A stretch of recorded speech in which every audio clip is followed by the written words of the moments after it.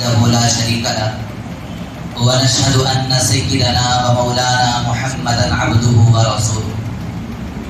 وقال الله تعالى في القرآن المجيد والفرقان الحميد وما أرسلناك إلا رحمة للعالمين. وقال النبي صلى الله عليه وسلم أنا خاتم النبيين لا نبي بعدي أو كما قال عليه الصلاة والتسليم. محترم حضرات اور پیارے بچوں، الحمدللہ اب تک جتنا بھی یہ پروگرام جو ہوا ہے، یعنی بچے آ کر سیرت کے بارے میں سوال جواب ہوتے ہیں اور بہت سارے بچے آ کر تقریرہ کرتے رہے، بیانہ کرتے ہیں. حالانکہ اس کو دیکھ کر دل اتنا خوش ہوتا ہے کہ چھوٹے چھوٹے بچے جن کو ابھی تک نہ ان کے متعلق نامہ اعمال کے اندر ان کا ابھی اعمال بھی لکھنا شروع بھی نہیں ہوا، ان بچوں نے الحمدللہ نبی کسے بولتے ہیں، نبی کے بابا کا نام کیا ہو، انہاں کے دادا کا نام کیا ہو، امی کا نام کیا ہو، کہاں پیدا ہوئے، مکے میں کتنے دن رہے، مدینے میں کتنے دن رہے، ازواج مطہرات کتنے ہیں، یہ پورے چیزیں ماشاءاللہ بولے. شاید بولے نا جو بھی بولے نہیں، اور یہ سنے نہیں، اس کا جو پوچھتے ہیں بقیہ تو تقریرہ تو سنے ہیں ماشاءاللہ. تقریرہ بھی اتنا اچھا کرتے ہیں، ایسا دکھتا ہے کہ عالم اگر بیٹھ کو کرے نہ تھے ہو.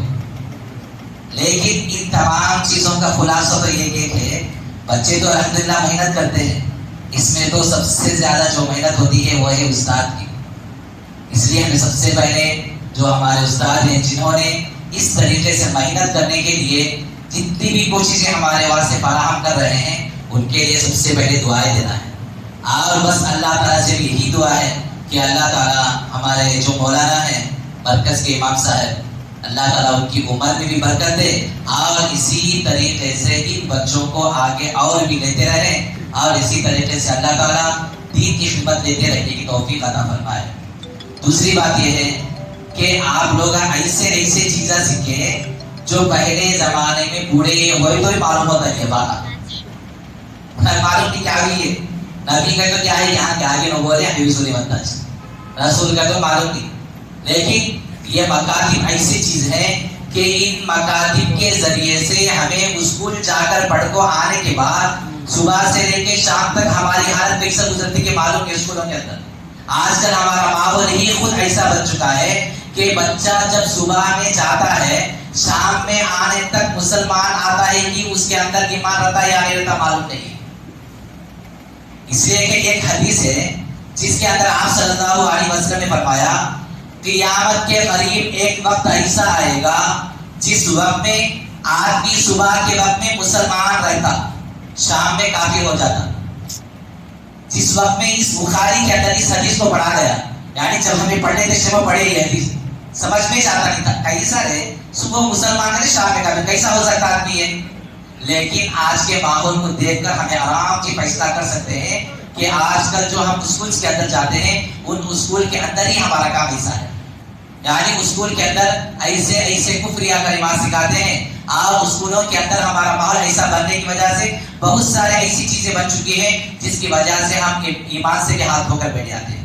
لیکن اللہ تعالیٰ نے ایسے وقت میں ہمیں جماعت کا کام اور اسی طریقے سے ان مکاتب کو ہمارے درمیان میں ایک مربع کر دیا ہے اور ان مکاتب کے ذریعے سے ہمیں بہت سارے کام کر سکتے ہیں. جیسا کہ دوران قاعدہ سیکھ لیے، قرآن پڑھنا بھی الحمدللہ آتا ہے، اردو پڑھنا بھی آتا ہے، حقیقت کیا ہے معلوم ہو جاتی ہے، سیرت کیا ہے معلوم ہو جاتا ہے. یہ پورے چیزیں معلوم ہو گئے تو اس وقت میں ہم کون آپ کو کیا بولے اپنے اس کی بات سننے کے بعد سے تیار ہے. کئی کو پہلے سے ہم سب بھی معلوم، اگر ہم کو نہیں معلوم ہے تو اس وقت میں سامنے والا آپ کو کیا بولا ہے کہ اس کی بات مان لاتے ہیں. کیا سمجھ کو صحیح نہ بولتا ہے سنیں کیا بولتا ہے رسول اور نبی، یہ دونوں میں فرق کیا ہو سکتا. اتنے دن سے رسول اللہ سنتے تھے، نبی سنتے تھے، لیکن فرق کیا ہے دونوں کے درمیان میں؟ یہ فرق کیا ہے یہ چھوٹے چھوٹے معصوم بچے بتا سکتے ہیں، لیکن یہ چھوٹا فرق ہمیں معلوم نہیں ہوتا ہے اور ہمیں یہ سمجھتے ہیں کہ مقصد بھی آتا بول کے. لیکن نبی اور رسول میں فرق کیا ہے؟ اور یہ تمام چیزیں ہمیں پڑھنے کی وجہ سے لکھنے کی وجہ سے یہ چیز آتی ہے. اس لیے خصوصاً کبھی بھی آپ حضرات سے یہی درخواست کی جاتی ہے مکتب کو ناغہ نہیں کرنا. صرف آدھے گھنٹے کا وقت ہے. آئے زرگھڑی پڑھ کر گئے.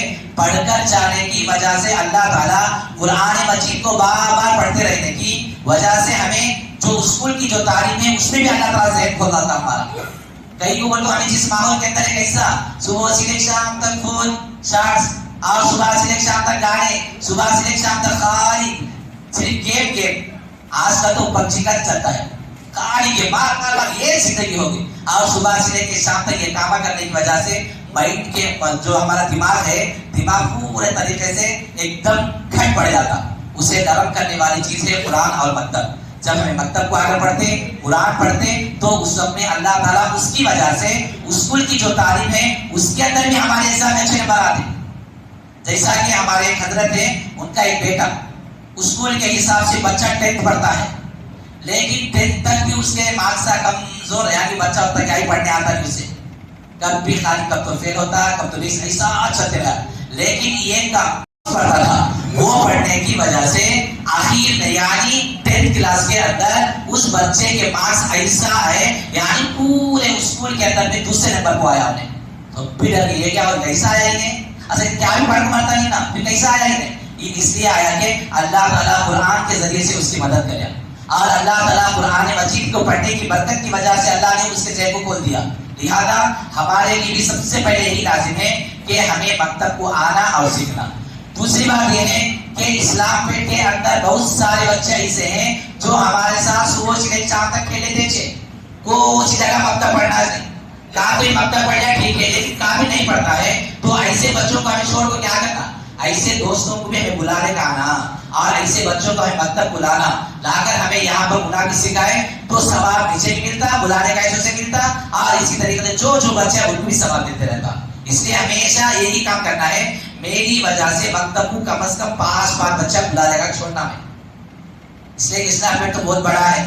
جب اتنا بڑا ہے تو اتنے بچے بھی ہیں تو اتنے بچوں کا ایمان اور اسی طریقے سے ان کے قرآن کی ذمہ داری بھی ہماری ہے. لہذا آپ حضرات سے ایک دوسری درخواست یہی کی جاتی. پہلی تو یہی ہے کہ مکتب کو روزانہ آنا پابندی سے آپ کو پڑھنے کو جاتے رہنا یعنی اس کے اندر ناغہ نہیں کرنا. اور دوسری بات یہ ہے جہاں تک ہو سکے دوسرے بچوں کو بھی لا کر یہاں پر چھوڑنا تاکہ ثواب ہمارا بھی مل جائے. اور اسی طریقے سے تیسرا کام یہ ہے جس طریقے سے ہمیں مکتب کو آتے ہیں وہی ظاہری نمازوں کی بھی پابندی کرنا ضروری. اور نمازوں کی پابندی اس لیے ضروری ہے تاکہ ہمیں اچھی طریقے سے عادت ہو جائے. اور اسی طریقے سے چوتھا کام یہ بھی ہے آج کل ہمارے بچہ کے اندر کیا ہے کٹنگ کرائے گا تو کئی سارا تھا کٹنگ ہمارا ہیرو آگے نا کس کا کٹنگ الو ارجن کا کٹنگ میرا اچھی بات آج کرا ہے نا ٹھیک ہے لیکن آپ صلی اللہ علیہ وسلم فرماتے ہیں کیا بولتے ہیں من تشبہ بقوم فہو منہم. جو آدمی دنیا کے اندر کس کے نام کے کام کرے گی جب اس کو قیامت کے دن خبروں سے اٹھایا جائے گا اس کو اس کے ساتھ اٹھا دے. اگر آپ نے نبی صلی اللہ علیہ وسلم کی سنتوں کو جان لیا اور ان کی زندگی کے مطابق زندگی گزار لیا تو اللہ تعالیٰ قیامت کے دن نبی صلی اللہ علیہ وسلم صحابہ رضی اللہ تعالیٰ عنہ اجمعین اور ہمارے جتنے بڑے ہیں ان لوگوں کے ساتھ ہمارا بھی حشر ہوگا. اگر ہم نے ہیرو کی مطابقت کرتے ہوئے اور اسی طریقے سے ان ایسا کرتا ہے میں بھی ایسا کریں گے سمجھ کے اگر ہمیں کر لیے تو قیامت کے دن اللہ تعالیٰ ہمارا بھی ان لوگوں کے ساتھ اٹھائے گا حالانکہ وہ لوگ ہمیں جہنم کے اندر داخل ہو جاتے ہیں اور ہمارا بھی وہ حشر ہو جاتا ہے. اس لیے ایسے کٹنگ نہیں کرانا. اور ہمارے درمیان اور جو بچے مکتب نہیں پڑھتے ان کے درمیان میں فرق ہونا کا تو یہ چیز ہمیں بھی پڑھتے تھے انہوں بھی نہیں پڑھتے ہمیں وہ کام انہوں وہ کام کا تو مناسب نہیں رہتا. اس لیے تیسرا چوتھا کام یہی ہے کہ کٹنگ جو بھی ہمیں کراتے ہیں ایسا کٹنگ نہیں کرانا ہے جو اسٹائل والا ہو. آپ صلی اللہ علیہ وسلم نے بھی فرمایا کہ جس آدمی کے بعد ادھر سے آدھے کاٹے جائیں گے اس آدمی کے اوپر فرشتے جب تک وہ باہر رہتے اس کے اوپر لعنت کرتے رہتے ہیں. کیا بولو ان جھاڑے چل جانا انہیں برباد ہو جانا انہیں اور اسے جنم نہیں آنا. ہو گیا قصہ. ہمیں جا کو رکھ لیتے ہیں بیٹھتے ہیں پڑھ لیتے ہیں کیا جبھی کام کر لیتے ہیں اسکول میں جا پڑھ لیتے ہیں نہیں ٹیوشن آ جاتے ہیں نہیں سب بھی محنت کرتے ہیں لیکن گناہ کا کام ہمیں سر کے اوپر کرنے کی وجہ سے فرشتے ہمارے لیے بددعا کرتے ہو وہ سبھی یاد ہوتا نہیں ہمارا جائے کتنے بڑے ٹیوشن بھی جا گئے. اس لیے کہ اللہ اور اس کے رسول صلی اللہ علیہ وسلم جو زندگی ہمارے لیے بتائے ہیں وہی ہمارے نمونہ ہے، اور سیرت کے بارے میں جو بتایا گیا تھا آپ حضرات کے سامنے، یہی سیرت ہمارے لیے نمونہ، اور آپ صلی اللہ علیہ وسلم ہمارے آئیڈیل ہے، یعنی آپ صلی اللہ علیہ وسلم کو دیکھ کو ہمیں چلنا ہے، ہمارے ہیرو نبی ہیں، ہمارے نبی صلی اللہ علیہ وسلم کو دیکھ کر ہی ہمارا نمونہ بنانا چاہیے، انہوں کیسے کاما کریں گے وہی ساز کاما ہماری زندگی کے اندر بھی لانے کی کوشش کرنا ہے۔ لہذا آج کی اس سیرت کے جو پروگرام ہوا ہے ماشاءاللہ بہت خوشی ہوئی، اس کے ذریعے سے ہم بس یہی پیغام دینا چاہتے ہیں کہ اس کے ذریعے سے اللہ تعالیٰ ہماری زندگی کے اندر بھی آج چھوٹے چھوٹے معصوم بچوں کی بدولت ہم بڑوں کو بھی اللہ تعالیٰ اسی طریقے سے زندگی عطا فرمائے جو زندگی کے نبی صلی اللہ علیہ وسلم کی ہمیشہ نہیں سی۔ بس اللہ تعالیٰ سے ہی دعا ہے کہ اللہ تعالیٰ جو کچھ بھی یہاں پر بتایا گیا ہے اس کو صحیح طریقے سے سمجھنے اور اس پر عمل کی توفیق نصیب فرمائے، اور خصوصاً جتنے بھی لوگ اس پروگرام کے اندر شرکت کیے ہیں اور جن لوگوں نے بھی اس کے اندر ساتھ دیے ہیں ان تمام لوگوں کو بھی قبول فرمائے، آمین۔